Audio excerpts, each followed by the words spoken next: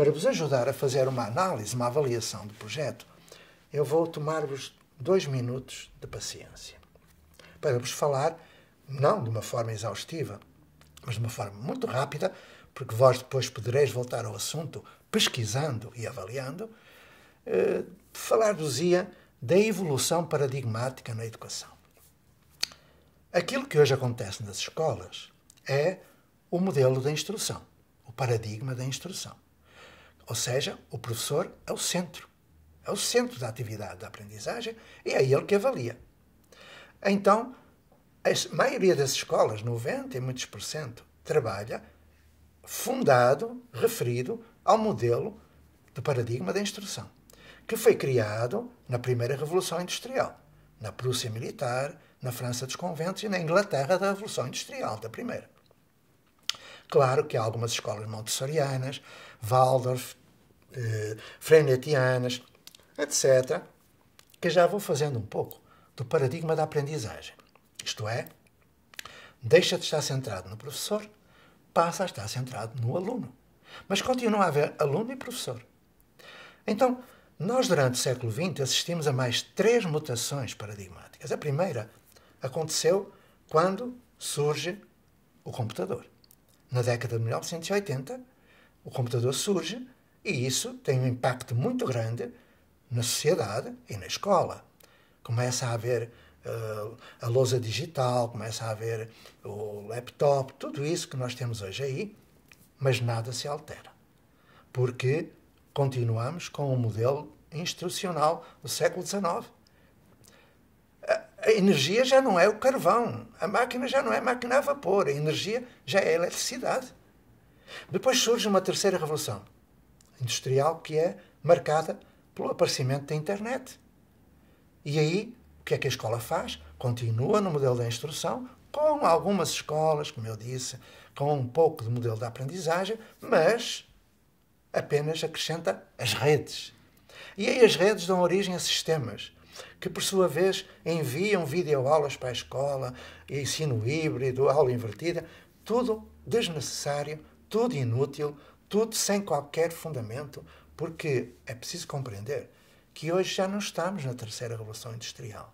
Hoje estamos em plena quarta Revolução Industrial, que começa quando a robótica é levada ao extremo, quando a criptomoeda surge, quando a inteligência artificial é desenvolvida a níveis que nós nem imaginamos, e então a internet já é a internet das coisas. Não é a internet que é consumida numa forma, enfim, alienada, que transforma o aluno num consumidor de currículo, que transforma o aluno num monstrinho de tela que não vê nada para os lados.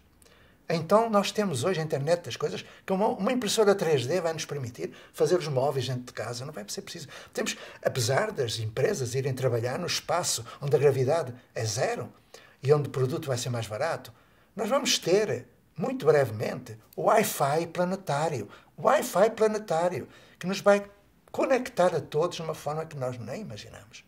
E as escolas continuam com o modelo de avaliação fundado, filiado no paradigma da instrução, com bocadinhos do paradigma da aprendizagem. Claro que não pode continuar, meus amigos. É uma coisa... Eu faço muitas vezes esta pergunta. Se do modo como nós trabalhamos, um modo, não garante o direito à educação a todos, eu já fiz esta avaliação dos paradigmas, se não garante e não garante, eu pergunto, nós vamos continuar a trabalhar desse modo? Onde é que está a ética? Nós somos competentes dando aula. Foi para isso que fomos formados. Porque a formação, infelizmente, transforma o outro em objeto e lhes transmite e reproduz uma cultura.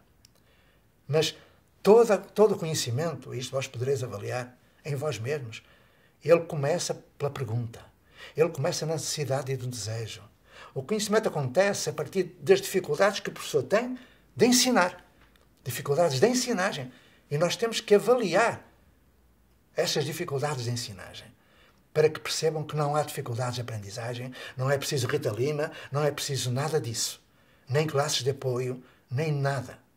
O que é preciso é mudar o paradigma e para isso nós temos de fazer uma avaliação daquilo que vós fazeis, uma avaliação de desempenho. Poderei passar-vos muita coisa sobre isso, se vós quiserdes. Porque se do modo como nós trabalhamos não ensinamos todos, não basta ser competente dando aula, é preciso mudar. Mas para mudar temos que mudar com o suporte da avaliação do sistema e do nosso trabalho e do trabalho dos alunos que esteja coerente com os novos tempos. Então vamos falar da avaliação e aprendizagem. A avaliação está alinhada com a aprendizagem. A avaliação e a aprendizagem não podem ser separadas. Não se pode parar o processo de aprendizagem para se aplicar uma prova. Não se pode, nem se deve. Então, o que eu quero dizer com isso? Quando o aluno, sujeito de aprendizagem, se encontra em pleno desenvolvimento de um projeto, e depois podemos ver o que é isso do projeto, acontece que, para ele, a aprendizagem é significativa. Ele sabe porque é que procura. Ele sabe, ele conhece o objetivo, o objeto que ele tem de alcançar. E, portanto, essa é a primeira lei da aprendizagem. Um dos princípios gerais da aprendizagem. Que a aprendizagem seja significativa. Integradora, diversificada, ativa, socializadora. Estou a falar de Jerome Bruner e de Lev Vygotsky, mas não interessa para aqui a teoria. Vós podereis ler, e como vós sabeis ler, eu não vou aqui falar a teoria. Então, onde eu quero chegar? A aprendizagem acontece quando ela é significativa e quando se produz um vínculo. Vínculo, amigos. Vínculo. Se vós tivestes um professor de quem não gostastes, vós não aprendestes nada nessa disciplina. Tentai recordar-vos. Então, o vínculo, ele é afetivo, sobretudo, é emocional. Então, se um professor está a dar aula, ele não cria um vínculo com cada um deles. Porque aqui temos uma nova situação. Quando saiu a Base Nacional Curricular Comum, muita gente me perguntou porque é que eu estava em desacordo. A Base Nacional Curricular Comum é que vai comandar tudo o que é avaliação. Eu perguntei, tudo aquilo que lá está é para cumprir? E o Chico Soares e outras pessoas maravilhosas me diziam, não, é apenas uma referência, porque localmente tem a possibilidade de fazer uma gestão flexível do currículo, acrescentando, tal, o que não acontece, porque as escolas não são autónomas e, portanto, não vão acrescentar mais nada, vão fazer apenas o currículo que está nos livros didáticos. Aí eu continuei a perguntar, mas então, se é apenas uma referência, porquê é que puseram descritores junto às expectativas de aprendizagem, ou o que queiram chamar? E calaram. Os descritores estão lá porque são a orientação das avaliações externas. E os descritores estão em todos os conteúdos. Todos. É uma coisa interessante, hein? É perverso. Mas, para além disso, quando diz que cada conteúdo tem que ser aprendido em determinado ano de escolaridade, eu pergunto se conhecem o artigo 23º da Lei de Diretrizes e Bases. O artigo 23º diz que uma escola se pode organizar por ano, classe, nível, ciclo ou outro qualquer. Então, a Base Nacional Curricular Comum contraria a lei. Então, a Base Nacional Curricular Comum é ilegal. Mas os professores talvez não tenham visto isso porque fazem uma avaliação rotineira, e desculpai, com todo o respeito que eu tenho, por prova, e, portanto, vão ter que ensinar. Os alunos não vão aprender, é evidente que o professor finge que ensina, os alunos fingem que aprendem e andamos nisto. Muitas vezes me perguntam, mas você acha que numa aula não se aprende nada? Eu acho. Não é acho, eu sei. E perguntam, mas então, se eu aprendi tudo numa aula, e eu pergunto às pessoas, por exemplo, sabe fazer raiz quadrada? Ninguém sabe. Tiveram aula, não aprenderam. Fizeram prova, não aprenderam. Então, onde eu quero chegar? Vamos partir para a avaliação, prevendo, partindo do princípio de que não há um currículo para ser consumido. Há currículo para ser construído em 3 dimensões. E aquilo que agora vou dizer-vos não está nos livros. Creio eu que não está nos livros. E é por isso que eu vos vou falar, mas de uma forma sucinta. Porque vai servir de orientação para os processos de avaliação alinhados com a aprendizagem. Há 3 dimensões fundamentais no desenvolvimento do currículo. A primeira dimensão, que tem de ser avaliada, é o currículo da subjetividade. O que é que eu quero dizer com isso? É o currículo de cada um. E numa aula é impossível de fazer isso, porque o professor tem que trabalhar com todos, como um só. Como diria o Comênios no século XVII, na Pampédia. Ensinar todos como se fosse um só. O professor faz o planejamento e aplica na aula esse planejamento e aplica para todos, ao mesmo tempo. Ignorando os estilos de inteligência de cada um, ignorando o ritmo de cada um, que não é o ritmo da aula do professor, ignorando o repertório linguístico, a cultura, tudo mais. Depois espantámos-nos deles não aprenderem, com certeza. Então, quando o professor dá a sua aula, e dá muito bem, ele não garante a consecução do currículo da subjetividade. Vou dar um exemplo. Uma menina chega a uma escola onde eu trabalhei, no Brasil, e diz: eu não quero fazer nada, eu não quero aprender nada. Aí eu perguntei-lhe: e o que é que tu queres ser? Porque nós não devemos perguntar à criança o que é que ela quer ser quando for grande. Isso é um insulto para a criança. Devemos perguntar o que é que ela quer ser. Porque a criança não é um devir, não é o vai ser. Ela é criança. E a educação é exatamente isso. É extrair o étimo latino, educare, é extrair dele o que ele tem, ou seja, as suas vocações, os seus talentos. O de cada um, que não é igual aos outros. E ela disse: eu quero ser rapper. Eu perguntei-lhe: eu posso ajudar-te a ser rapper? Ela olhou para mim como se eu fosse um extraterrestre e disse: o senhor é mesmo professor? Sim, eu sou. E o tio quer me ensinar a ser rapper? Claro, é para isso que servem os professores, para ajudar a ser. É um dos 4 pilares da educação da Unesco. Aprender a conhecer, aprender a fazer, aprender a ser e aprender a conviver. Claro que não se aprende a conviver quando se está a olhar a nuca do colega da frente ou quando se está a ouvir respostas a perguntas que nunca se fez. Isso é aula. Então, eu construí com ela um projeto, nós, foi uma equipe, um projeto para ela ser rapper. Currículo da subjetividade. Cada ser humano é único, irrepetível, dotado de um determinado estilo de inteligência, de vocações, de talentos que têm de ser cultivados. Realização humana é isso.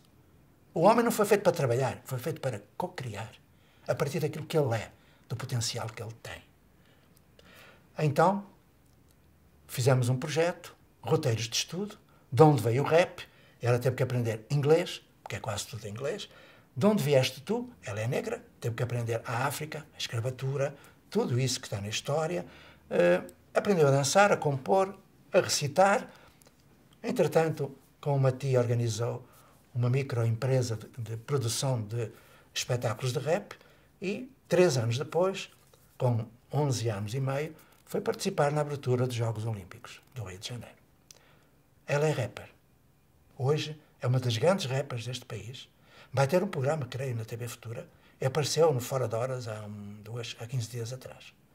Canta com o Carol Conká, com a Emicida, com toda essa gente. Produz, compõe. Ou seja, currículo da subjetividade. Depois temos a dimensão do currículo da comunidade. Por isso é que o projeto político-pedagógico é político. Currículo da comunidade. O que é isso? Vou dar um exemplo.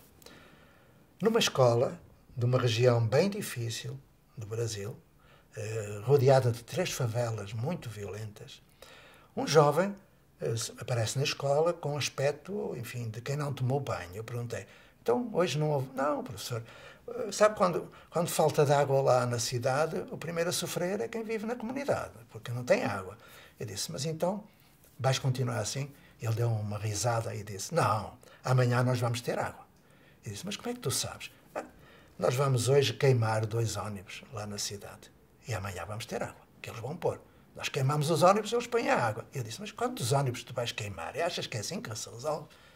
Ele: o que é que quer dizer com isso? Porquê é que tu não poupas a água? Eu: mas nós não temos... Eu disse: a água da chuva. Quando não tiveres água da outra, tens água da chuva. Ele: como é que se faz isso? Bom, esse jovem tinha 15 anos, mal sabia ler e escrever. Ele fez um projeto para saber como é que se recolhia a água da chuva. Ele estudou física, ciências de natureza, geografia, hidráulica, matemática, português e hoje tem uma microempresa de produção de cisternas de recolha de água da chuva. Faz contratos permanentemente com material de catador. Está rico, saiu do tráfico. Então temos aqui o currículo de comunidade. Poderia falar de muitos outros, de readaptação alimentar, de produção de hortas mandala para produção de vegetal e consumo. Poderia falar-vos de prevenção da obesidade mórbida na comunidade. Poderia falar-vos de tantos projetos que eu ajudei a construir em várias escolas brasileiras. Mas vamos passar adiante. Transversalmente, as ditas habilidades, elas estão presentes nestas 2 dimensões. Mas há uma terceira dimensão, que é a dimensão curricular da consciência planetária, a dimensão da universalidade. E também nesse capítulo, a Base Nacional Curricular Comum está errada. Por exemplo, quando diz que o aluno tem que aprender as produções da Senegâmbia no 8º ano na disciplina de História. No 8º ano? Porquê é que não é no 7º? Porquê é que não é no nono? Porquê é que não é no sexto? Porquê é que é naquele ano? O que é um ano letivo? Alguém me sabe dizer porquê é que há ano letivo? Porquê é que a escola faz férias? A igreja faz férias? Vós ides ao culto e diz, olha, Deus está de férias, volta depois do carnaval. Não existe. O hospital faz férias.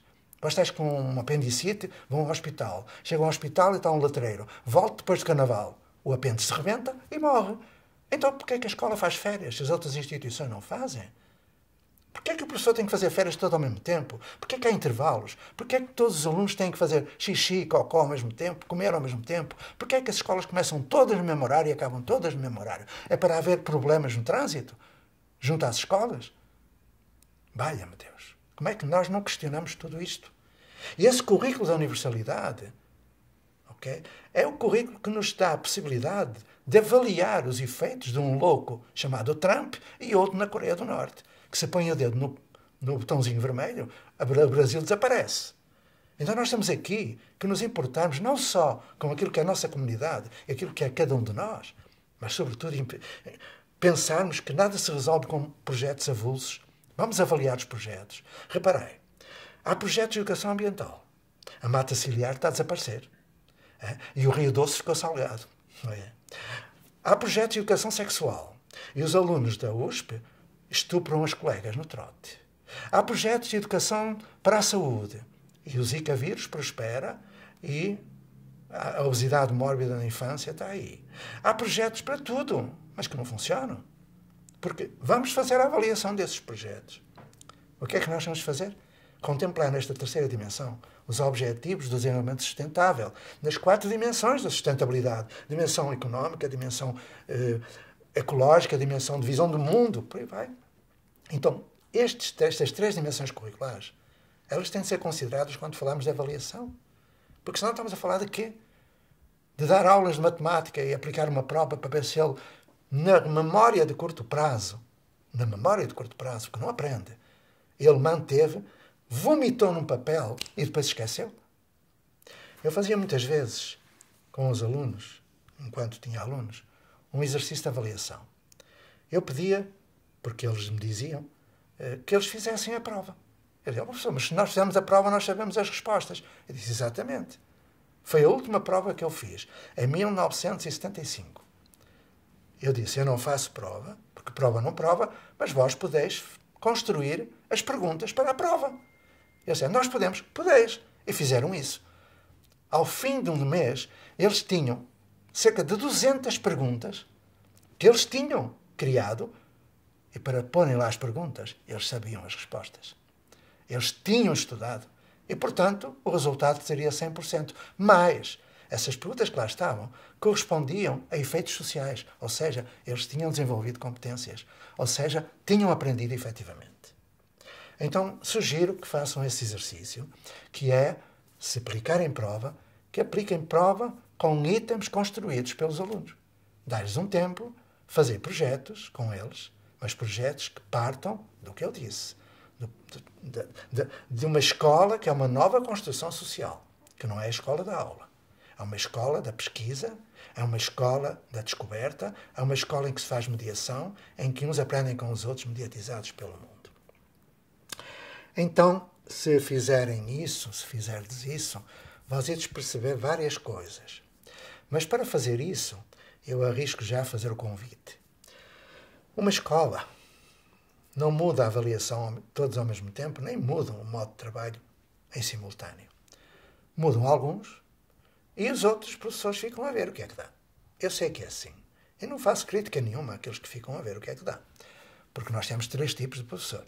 Temos os que são bons professores, e esses vão fazer aquilo que é preciso, porque eles, para além de serem competentes, eles querem ser éticos, garantir o direito à educação a todos, e, portanto, vão mudar, mas vão mudar sem fazer do aluno cobaia de laboratório. Cuidado, respeito pelo aluno, respeito pelo professor. Vão mudar, mas vão mudar homeopaticamente, muito lentamente, passo a passo, e todos juntos. Ninguém vai na frente dizendo porque é e como é. Vamos todos juntos através de um trabalho de equipe. Se criardes uma equipe, eu chamo a isso núcleo de projeto, então faremos a chamada intervenção primária de que eu vos falarei no próximo vídeo. Tá bom? Até já.